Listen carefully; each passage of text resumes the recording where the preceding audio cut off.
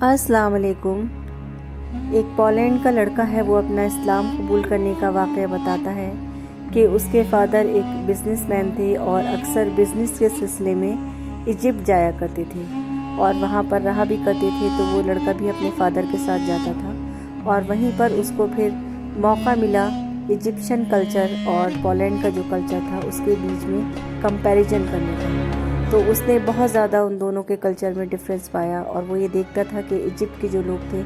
بہت زیادہ لائیولی تھے اور بہت زیادہ اپنے اللہ پہ یقین رکھتے تھے۔ جو بھی کوئی بات ہوتی تھی تو وہ ہر بات میں ماشاءاللہ، الحمدللہ،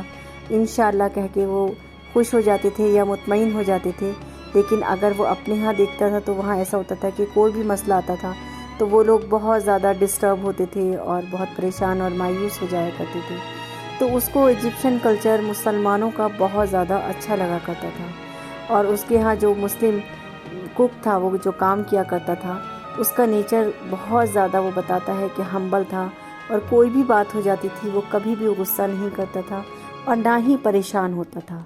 اور ایک خاص بات اس کی یہ تھی کہ جب بھی ان کے پرٹیکولر ٹائم میں عبادت کا وقت ہوتا تھا تو وہ بہت ہی کوائٹلی، سائلنٹلی اپنے گاڈ سے کنیکٹ کرتا تھا اور عبادت کیا کرتا تھا۔ اور وہ لڑکا اس کو دیکھا کرتا تھا اور وہ دل میں سوچتا تھا کہ اس کا کتنی اچھے طریقے سے ڈائریکٹ بالکل اپنے گاڈ سے، اپنے اللہ سے کنیکشن ہو رہا ہے، جبکہ ہمارے ہاں ایسا ہوتا ہے کہ بہت زیادہ لاؤڈلی میوزک ہوتا ہے، ساؤنڈ ہوتی ہے اور پریئر لوگ آواز کے ساتھ کرتے ہیں، تو اس کو لگتا تھا کہ اس کا ان لوگوں کا اتنا کنیکشن نہیں بن پاتا جتنا کہ وہ مسلم کک تھا اس کا اللہ کے ساتھ ڈائریکٹ کنیکشن بنتا ہے۔ تو اس طرح کی چیزیں اس کو بہت زیادہ متاثر کرتی تھی۔ اور ایک بار وہ بتاتا ہے کہ وہ کسی شپ پہ جا رہا تھا تو وہاں کا جو وائس کیپٹن تھا وہ اس کے پاس آیا لڑکے کے اور اس سے سلام دعا ہوئی اور باتیں ہونے لگیں۔ باتوں کے درمیان اس جو مسلم کیپٹن تھا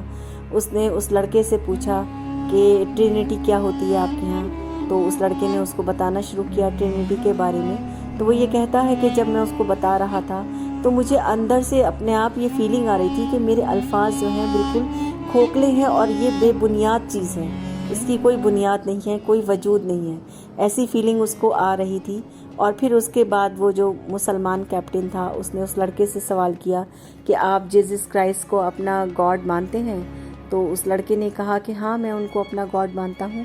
تو اس کیپٹن نے پھر یہ پوچھا کہ اس کا مطلب یہ ہے کہ آپ اس بات میں بھی بلیو کرتے ہیں کہ وہ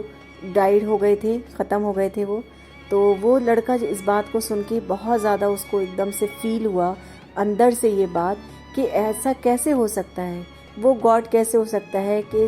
جس نے ساری دنیا کو بنایا ہے، جو اس دنیا کا کریٹر ہے، جو ساری دنیا کو چلا رہا ہے، وہ کیسے مر سکتا ہے؟ اور اگر وہ مر سکتا ہے تو وہ پھر گاڈ نہیں ہو سکتا۔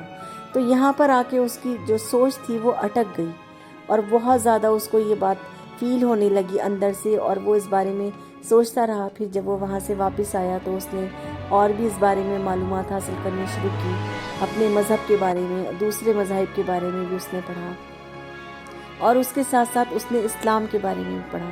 اور جب سارے مذاہب کو اس نے پڑھنا شروع کیا اور کمپیریزن